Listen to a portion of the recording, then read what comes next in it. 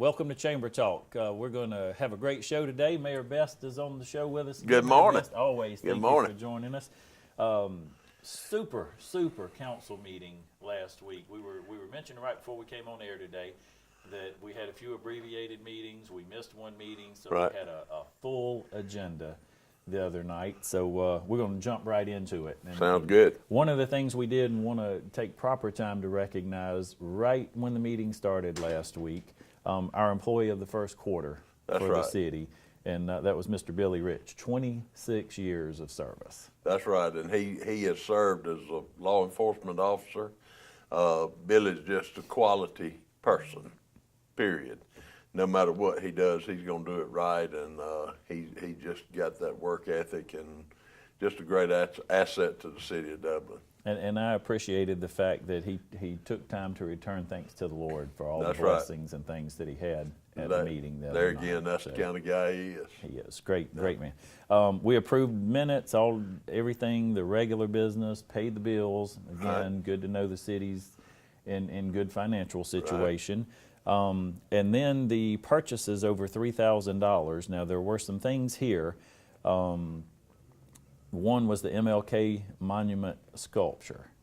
Actually, it was the design of the sculpture. Design, okay. Yeah, the city is actually going to do that through the tourism and DDA and pay for the design. Then someone will actually do the sculpture. Okay, and then a vacuum truck that was going to be purchased. That's right. That's just it was in the budget and a routine. That's part of our public service or public works department that they'll be using that for vacuuming out lines and that kind of stuff. And a great thing, I just made a side note on that, Mayor, but the city had actually allocated $50,000 for that, and the bid actually came in at about $46,000. That's right.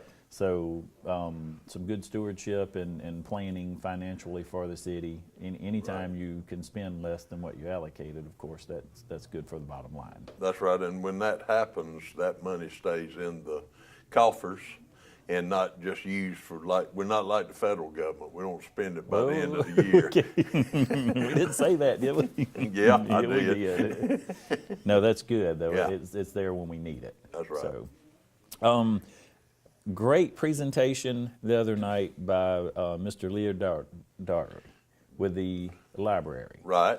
And he gave some statistics that I want to share, that the library was actually open 2,169 hours in 2017, and he broke that down to say that's 55 people per hour, 17 sessions per hour, 51 items per hour were checked out of the library, and you can go on and on.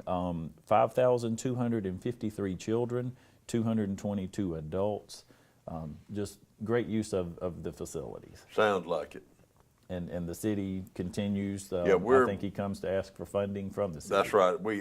I think the breakdown is we pay a third and the county pays 2/3 of the budget. But Leard, I think for I know 5 or 6 years has done that without an increase. So he's doing a good job of managing. That the other night. That's doing a good job managing the money too. And it was great to hear his presentation. You can tell he's passionate about his work and what he does there. I want to make one more interesting side note here because I believe, if I'm correct, we have a population of around 18,000 in the city of Dublin. Right. The other night he announced that he's actually issued 18,461 library cards. That's good. So that means we got a lot of folks in Dublin and Lawrence County that are using those facilities. That's right. So we had a presentation, another interesting presentation with some statistics included for Mr. Brad Lofton with the Development Authority and the great work that they've been doing out there. That's right. I like the BREP survey, and that's something, the tool that's been used for many years here in Dublin, Lawrence County, and it's, we always interested in getting new industry and provide new jobs, but you have to look after your existing industries too, and this gives those CEOs and plant managers an opportunity to tell us how we're doing with that. I actually participated, Mayor Best, with Brad and the team on some of those prep surveys. And so things were asked about the electricity, the cell phone service in the plants, the workforce readiness, availability, different things such as that. And on a 1 to 7 scale, with 1 being the least favorable and 7 being the most favorable, looks like we came in at about a 5.5 to Right. say for an average, Right. which is really well. You know, our workforce readiness, quality of work, stability of work, all those were in the high 4s. Right. So there is some room for improvement. Absolutely. And especially in that workforce readiness Exactly. area, we were at a 4.3, but stability was great. It was right at 5. Right. And so that says that when we put people to work, they're keeping their jobs and staying in their jobs. But do want to say congratulations to you guys at the city, because you guys were all 6.3, 6.4, and above on just about everything. So. That's was very good to hear, and that's all attributed. None of that is the elected officials. That's all staff, Michael Clay and his crew and others that make that number go high. That's fantastic. One more thing before we go to our first break, Mayor. We had an item that was inserted here. I think, if I wrote this down correctly, Ambassadors in Sneakers 2017. Right. And we actually have a student from Dublin High that's participating in this, but this will be like a foreign exchange program? That's right. That she will actually go to Germany for a few weeks during the summer, and she is the first participant south of Macon to participate in this. Councilman Benny Jones and past Councilman Julie Dreger were very instrumental in getting our youth council started and going, and this is a byproduct of it. They are really some bright kids. Well, and I'll tell you, the 2 young folks that made presentations at the meeting, and I believe Outstanding. we're going to talk about the second one right after our break Yeah. here, but to see them come in and command a room Right. the way that the 2 of them did, you would never have guessed they were high school sophomores or seniors or whatever grade they were in. That's right. But they were very well prepared. Yes, absolutely. We got a lot more to share with you. We got a lot more still on the agenda. We're going to take a quick commercial break, and we'll be right back. First Lawrence Bank invites you to experience banking at its best. Whether you have personal needs or business needs, First Lawrence Bank has professional lenders to work with you every step of the way. First Lawrence Bank is a full-service bank, large enough to handle all your banking needs and small enough to provide you with the personal touch you've grown to expect. Looking forward to your future. First Lawrence Bank, Dublin and Dexter. Member FDIC and an equal housing lender. Okay, welcome back. Mayor, you ready? We got a full line to get into. We mentioned right before break 2 great presentations. One of those presentations was by Miss Kennedy Blackwell Lewis, and she is with the Dublin Youth Council, as you mentioned. Right. And she's really done her homework on this issue, and she presented the possibility of a public pool for Right. Dublin City. She did a fantastic job, not only in the substance of her presentation, but the way she presented it. I mean, Kendra just is, she does a good job. But yeah, she's done a lot of research on the pool, on types of pools, on potential locations of the pool. A lot of good information that I'm sure our council committee that has been named will take into consideration.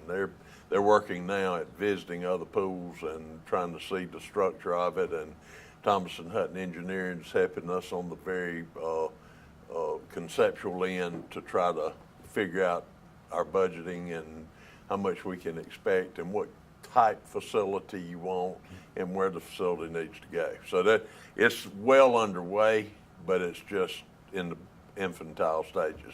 Very interesting, and you mentioned a few things in there, and I don't know how elaborate Right. this would be for Dublin, but the ones that Ms. Kennedy was showing looked like, and I'm guessing, I've never built a swimming pool, but looked like they may be maybe in the multiple millions of dollars by the time you finished with everything. Probably 1 or 2 at least. Yeah. So, but very well thought out, very Yeah. well planned, and great presentation.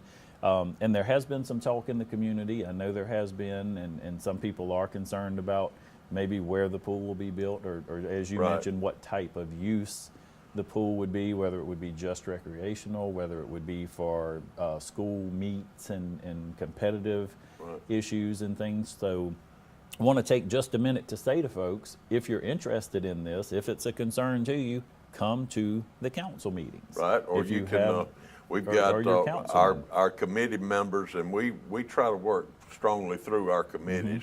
Committees do a lot of work and then make a presentation to the full council. So Jerry Davis, Gerald Smith, Gary Johnson, and Lance Jones, I think, and I may be leaving one out, but I don't think so. And maybe Paul Griggs too. But anyway, you could call Lance Jones, can be the contact if you need to, if you have any comments or suggestions. But they're working, like I say, as we speak. And these funds, Mayor, this is, we Our need to know last if we did on, splash. but from SPLOST. That's right. That's Now, correct. is this the previous one or the current one? The current one. The current one. That's right. This will take effect in 18. January of 18. That's right. So, okay. We also received an update from Dr. Fred Williams on Saxon Heights. And I'm seeing here, I think he mentioned about $1 million in savings with RISA being located here at Saxon Heights. I don't remember the exact what that acronym. Well, I think the $1 stood million for. in savings is what they have done total so far in scaling back their budget. Right. Not just SAC. I Just don't from know that. what the exact deal is with RISA, but what RISA does mean is that you're going to take an empty building and keep it vibrant, number one. Number two, they will have a tremendous impact. The employees that come here and see, they train Right. teachers. Right. So they'll have groups of teachers in here constantly that eat lunch, shop, buy Buy gas. gas, right. So it's going to be, Fred can probably tell you, but it's very much a multi-million-dollar impact on our community having that facility here. And I believe, if I wrote this down correctly, Dr. Williams mentioned at any given time, somewhere between 150 to 200 teachers. That's correct. In that facility. That's So, right. so we're not just talking 20 or 30 people here. That's like right. you said, that's a major impact when we have 150, 200 teachers here. And And they're it was learning. no easy task. Fred put together a great program to try to recruit them here, and they had some strong competition. I mean, you know, getting it out of Dodge County here was not no easy feat within itself. Great job by Fred Yeah. and his team there. We didn't talk a whole lot about this. It was a motion that came before council. It was denied, but it was for an ordinance to rezone some acreage at 212 Coney Street from single-family residential to multifamily residential. It was a child care group. Basically, what the reason for the denial, P&Z recommended us not to approve it, and it's spot zoning. Okay. You had R1 all the way around it, and then that would be in the middle. It'd be island zoning, Okay. and that's just, again, we try not to get into that if at all possible, because it's just not a good idea. All right. Let me ask you on this, Mayor, and maybe this will help some of our viewers as well. I didn't see anybody. I'm assuming somebody filled out paperwork and wanted to have this Right. rezoned. There was no one there when council closes the meeting and asks for a public hearing, and then Yeah. you reopen. So if there are any comments or questions or anything, the folks that are in the council room have an opportunity at that time. That's correct. To voice their favor or their opposition. I don't know who put in for this, but would it be? I can't answer why the applicant was not That there. was my question. Would they typically be there to advocate for yes. their cause? Yes, it could be, and this is speculation, that she figured maybe that was not going to work, and it's already, you have to go Okay. through the entire process. I don't know that, but yes, typically, in fact, if it's important for the people To be there to advocate Yeah. for whatever it is For you're or trying to- against it. Right. Okay. And then we also opened up a second public hearing for the zone lot 165, and this was to annex 1.5 acres as professional. That is Mr. Todd Yates Mm-hmm. is doing that, and I think he's developing a medical office for Okay. someone at that site. And of course, they needed the city services, and it was not in the city, so we brought it in under the proper zoning, and so he could proceed with the project. Okay, and that, of course, that was approved 5-0. Yes. So everyone was in favor of that. And then we had one more hearing of an ordinance to repeal and replace the Chapter 5 animal and fowl with one change in there, and I think it was With cats. putting the cat. You don't have to put your cat on a leash. That's Is right. That what We had, what started this conversation was the county, back when we negotiated work that we could do together with the county several years ago. One of the things that they took over in that negotiation was animal control. It had come to our attention that Judge Bobbitt brought it to our attention, actually, that he was not certified, or not certified is not the right word, but he could not hear city cases unless we gave him permission to hear city cases by ordinance. Well, while we were doing it, we dressed up the code Right. because it was it's so hard to keep Outdated. some of these codes up to date. One of the things was is the dog is on the leash, and originally it was dogs and cats, but we didn't see much We hadn't sense seen putting a many cat cats on the leash. That was But that's what that was. Okay. Then we had, let's see, the next item here was the Department of Transportation Roadside Enhancement and Beautification Grant, $50,000 grant for MLK improvements here. That's right. And- That's and- all around the new monument. And GDOT actually announced that at the dedication of the MLK monument, that they had awarded this grant, which means up and down the street, there'll be some beautification, and it won't be all right there on the grant. It'll be on the right of way. Right. And Mayor, we've got some wonderful people at the city that are writing and applying for these grants as well. Absolutely. Is that, okay. Good You team. got Deborah Stanley, and Katie helps her do that. It's just a good team. And I just wanted to mention to them real quick, great job, and we appreciate Yeah, all absolutely. that they're doing. We need to take one more commercial break. I think we're a little over halfway through this agenda, but we'll get it covered when we come back. We're going to take one more short break. The Malibu makes spring driving fun. Dublin Chevrolet prices them right. Right now, Dublin Chevrolet has Malibus for as low as $18,900. Dublin Chevrolet, the only dealer you will ever need.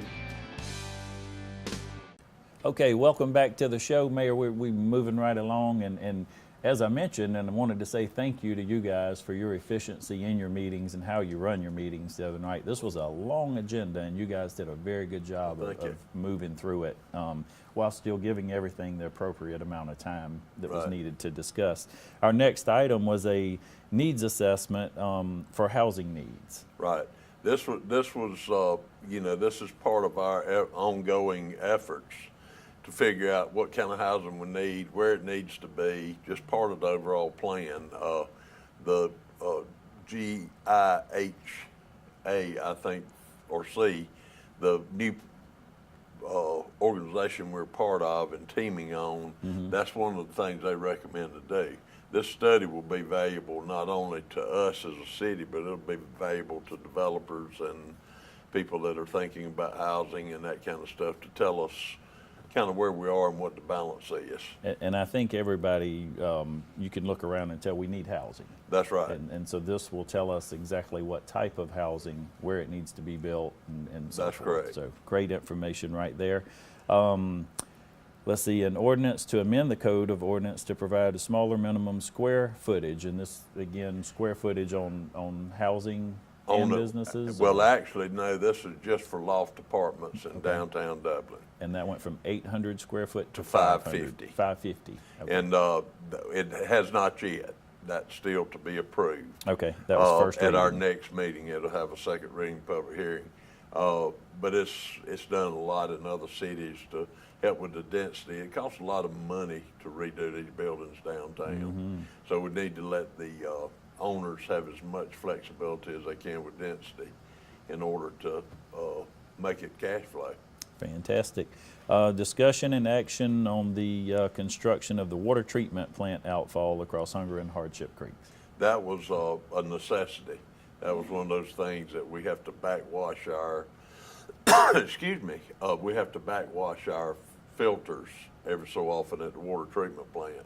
And we had gotten to the point, due to EPD requirements, we'd gotten to the point that we were having to do a very non-productive way of doing that.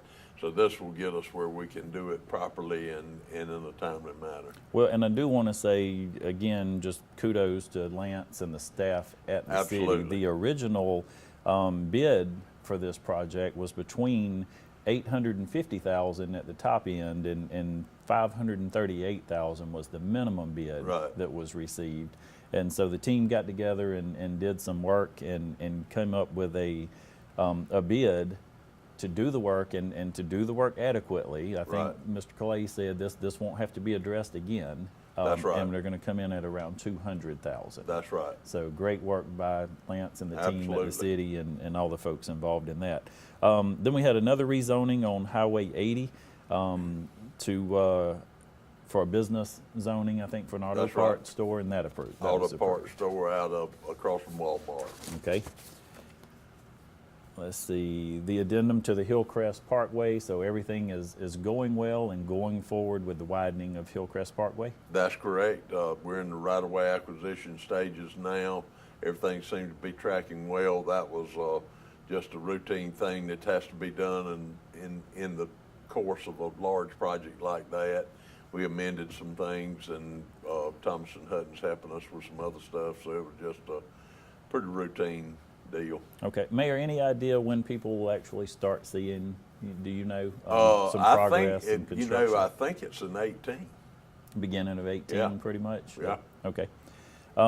We appointed some board members that, of course, the city That's has right. to appoint to the Development Authority, to the Downtown Association. We had 3 folks we reappointed to the Main Street board, and then we reappointed also Scott Beasley to the Dublin Lawrence County Development Authority. Okay. And then one of the, if nothing else, is always comical at the council meetings, our declaration of surplus. Right. We had 4 vehicles this time, 3 vans Yeah. that may be of some use for some reason to some folks, and 1 GMC truck that was just noted as dead. That's right. But these are items, again, that you can go online, and do you remember That's again right. what's the govdeals.com. govdeals.com if you're interested in any of this surplus, and you can get some really super deals on some vehicles that probably most of the good has been gotten out of That's them, right. but if you can find any use of them. Mayor, always a pleasure to have you on the show. Yes, sir. Pleasure to be here. Any good news, anything before we close that you want to share with Well, our I citizens will today? tell you, we've got I just had breakfast. They're having a little soft opening at Local Yokel that's on Madison Street. This is a restaurant that is located in Milledgeville also. I eat there once a week. They opened this morning and they had a fantastic breakfast, and I hope everybody will go out and let Cliff Carnes, the owner, and his crew know they appreciate them and show them some Dublin love. I think they're opening Wednesday or Thursday. Fantastic, and I'm sure we'll have a ribbon cutting for them and a grand opening celebration real soon. We also, and on that point, we opened Cerchero's. That's right. In the last week or week and a half, and so just to say, They're doing good too. wonderful expansion, restaurants, Right. retail, growth. A lot of growth, a lot of exciting things coming up in Dublin and Lawrence County. And with that, I'm sure we got a lot of great shows planned for the future. Come to your city council meetings on the 2nd and 4th. First and third. First and third too. Third. On the first and third. 5:30. First and third Thursdays at 5:30 at City Council. We look forward to seeing you there, Mayor. Always Good a to see you. pleasure. Thank Always you. a pleasure to be here. And we always like to close our show by reminding you it's a great day for business in Dublin and Lawrence County.